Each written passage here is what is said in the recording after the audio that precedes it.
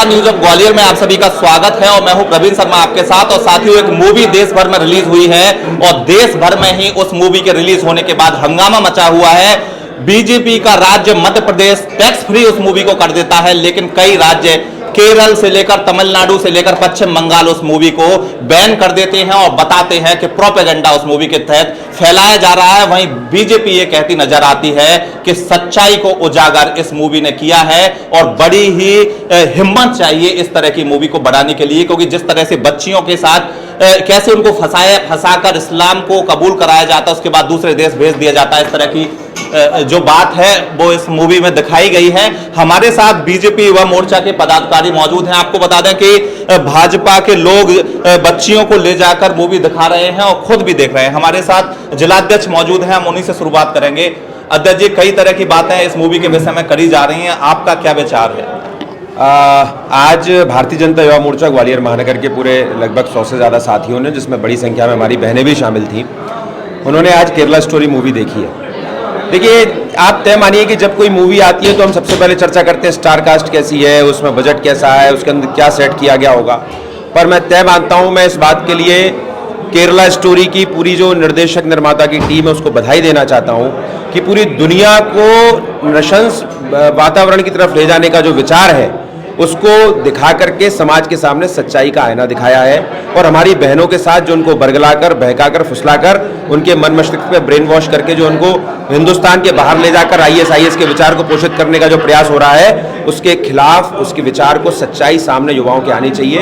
इस दिशा में ये मूवी दिखाने का प्रयास हुआ है। क्या लगता है वो आईना पश्चिम बंगाल, तमिलनाडु के लोग क्यों नहीं दिखाना चाहते? इसलिए नहीं दिखाना चाहते हैं। लगातार जब हिंदुस्तान की बात होती है, हिंदू विचार की बात होती है, तब तक ये सरकार है अपीजमेंट, तुष्टीकरण की नीति के तहत इन बातों को दबाने का प्रयास करती है कि इनके वो वोट ना डूब जाएं। इसी कारण से हिंदुस्तान का जो मूल विचार है, जो आज आपको मूवी के अंदर क्या देखते हैं आप तो तमाम सारे लाइव वीडियोस आते हैं ISIS के, तब नहीं दिखता इन सरकारों को।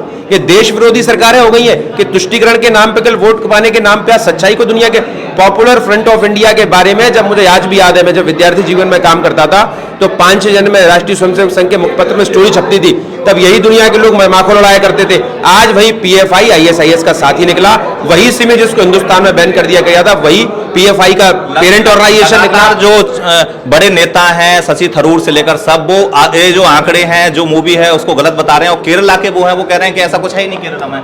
देखिए, ये जो नाम आप ले रहे हैं, ये सब उनके मित्र लोग हैं जो इस देश के विरोधी हैं।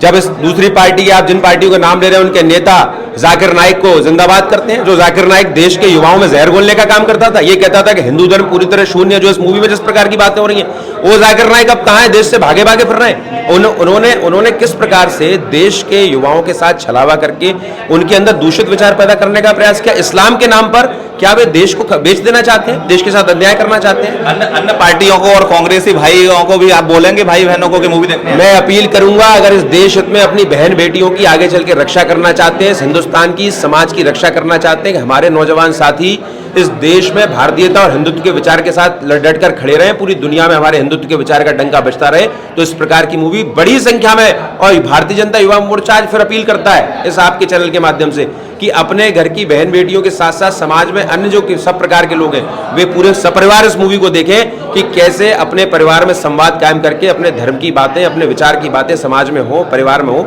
इसकी आज महती आवश्यकता है। और हम युवा मोर्चा आने वाले समय पुनः इसी प्रकार की ऑडी में, दूसरे हॉल में फिर बड़ी संख्या में बहनों के साथ मूवी देखने वाला है। साथियों, आपको बता दें कि मूवी की एक्ट्रेस सिद्धि इदनानी से हमारी बात हुई थी और वो कहती नजर आई थी, और उनके जो लोग थे वो भी कहते नजर आए थे कि जिस तरह से दिल जले मूवी आई थी आतंकवाद के खिलाफ, और उनका उद्देश्य था कि अगर एक भी व्यक्ति आतंकवाद को छोड़ देता है तो मूवी बनाने का उद्देश्य सफल हो जाता है। इसी प्रकार इनका भी कहना था कि अगर 2 बच्चियों की भी जिंदगी हम बचा सकते हैं तो मूवी बनाने का उद्देश्य पूरा होता है। हालांकि अलग अलग लोगों के अलग अलग विचार हैं। युवा मोर्चा की पदाधिकारी हमारे साथ मौजूद हैं, खुद भी महिला हैं। मैम, कहीं ना कहीं आप किस प्रकार से देख रही हैं? लड़कियों को देखनी चाहिए इस तरह से मूवी, और सब ये ऐसा नहीं है कि हिंदू मुसलमान हो, कहीं ना कहीं संभलना चाहिए ऐसे फंसने से, इस तरह से दिखाया गया है। चाहे इसमें धर्म की बात आती नहीं है, महिला तो महिला होती है, और मुझे लगता है कि सभी को ही ये मूवी देखनी चाहिए, क्योंकि किस तरीके से आपको प्रेम के नाम के बरगलाकर आपके साथ किस प्रकार की घटनाएं हो रही हैं।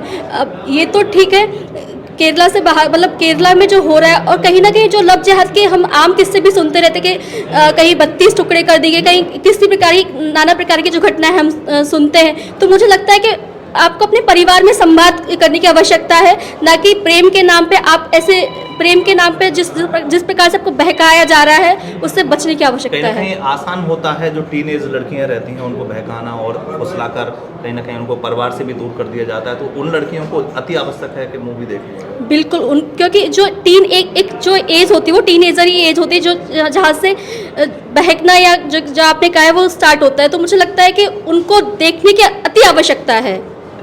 सर आप क्या कहेंगे, आप वरिष्ठ पदाधिकारी हैं बीजेपी के। मुझे लगता है कि जो सारा विषय, जो सवाल आपने दागे और हमारे जिला अध्यक्ष जी ने सारा विषय आपके सामने रखा वो बिल्कुल यथार्थ है।